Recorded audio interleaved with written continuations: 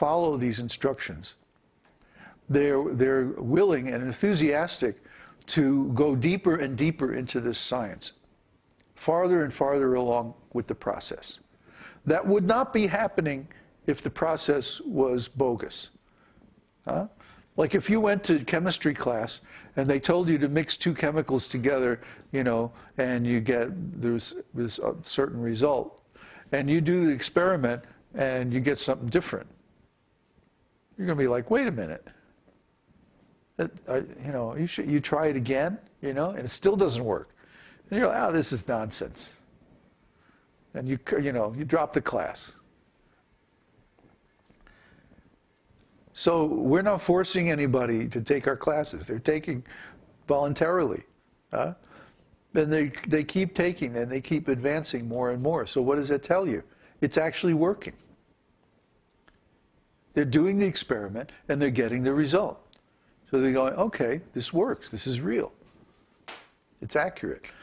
And you'll find that the more you go into this and the farther you advance in this science, that the more you will be able to get the specific result given for each of these processes.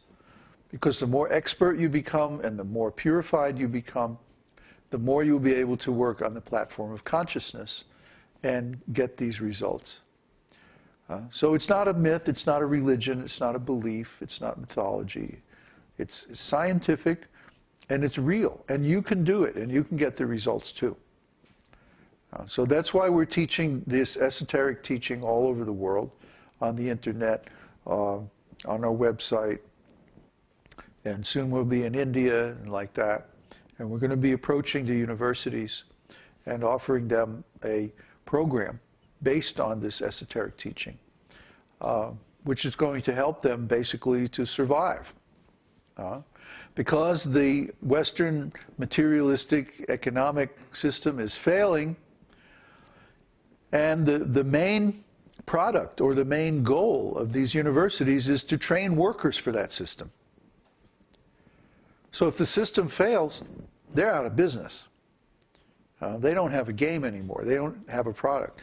So we're going to go and we're going to offer them a new product, a whole new game that they can play, that they're actually very well positioned for, which is to teach people how to revive their original Vedic culture. Because in India, the original culture is Vedic.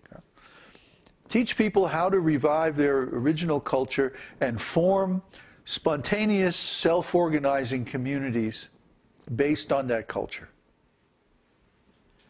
This is what is needed. The corporate culture has basically destroyed our communities by monetizing and commercializing different commodities and different kinds of exchanges that were formerly done in the context of a family environment or a community environment. You know, like I have a field of corn, and one day I break my glasses. So I go over to Charlie on the other side of town, and I offer him, you know, a bin full of corn. And he's the optometrist. He knows how to grind glasses and stuff like that. So he makes me a new pair of glasses, and he gets his larder full of corn, and everybody's happy. No money exchanged. Nothing taxable. There's no record. You know, it's all just a personal exchange between members of the community.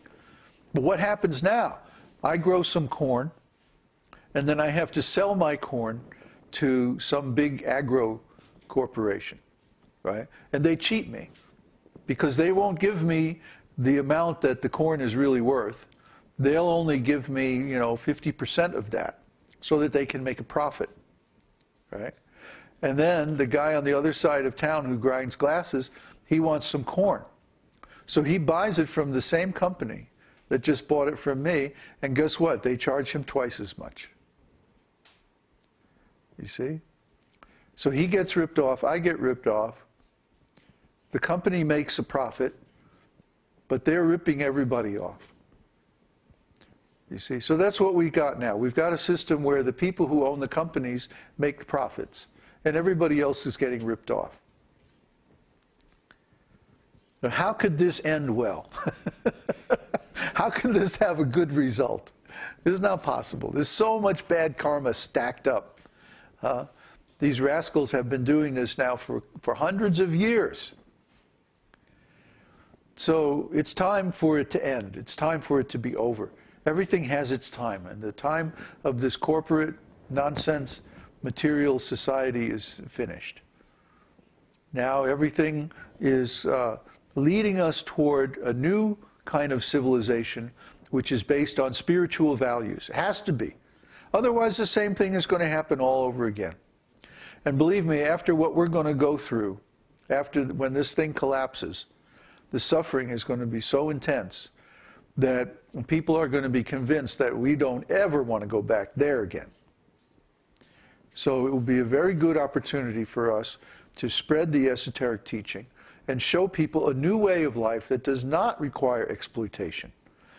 If you read our community blueprint, our bridge community project description, you'll find there's a whole economic system in there that does not require exploitation, that does not require profits, that does not require fictitious entities called corporations, and that specifically takes a village economy and builds up the value within that economy according to the people's work. And this is based on Gandhi, Schumacher, Marx, and Srila Prabhupada. They all had input into this theory. It's a very sophisticated theory.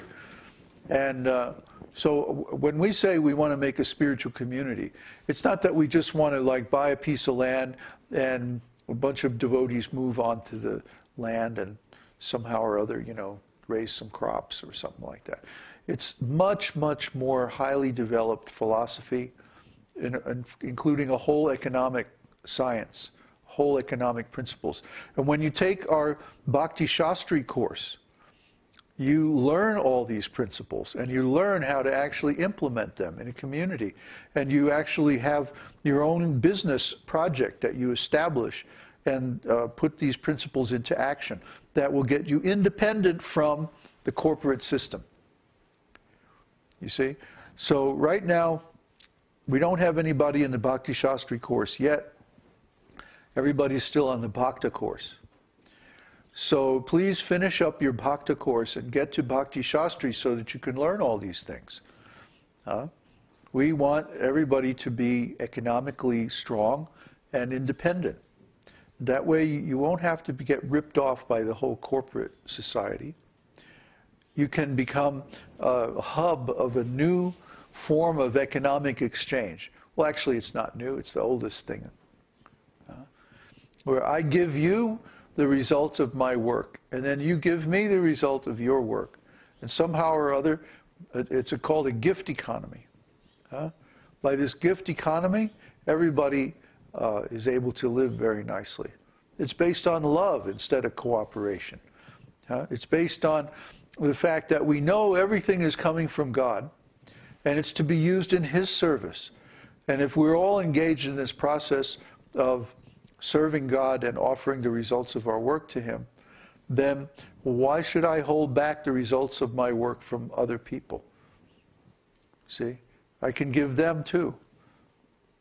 Because they're giving me. Everybody's giving everybody else. There's no need for money. There's no need for profit. The need is for cooperation. The need is for love. The need is for exchange of affection. That's the normal society. And that's what we want to reintroduce in this world. So, are there any questions? Pass the mic, please.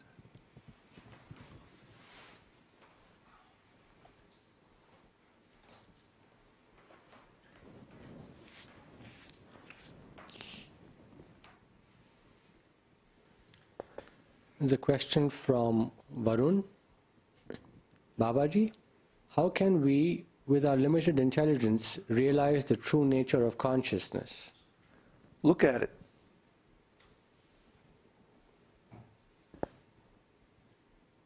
That's it? Okay. Well, it helps to read the scriptures too, you know.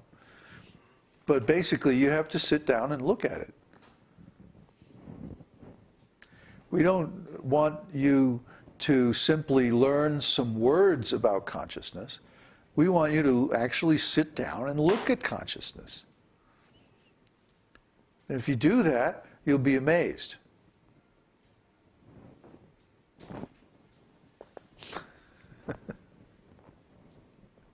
I mean, what else is there to say? You know, you have to do it.